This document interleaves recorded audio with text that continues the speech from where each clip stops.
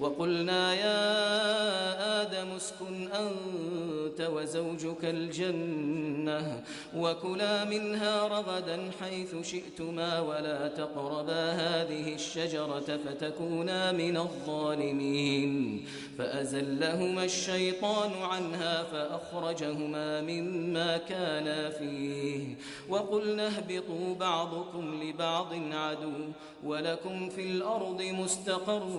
ومتاع إلى حين فتلقى آدم من ربه كلمات فتاب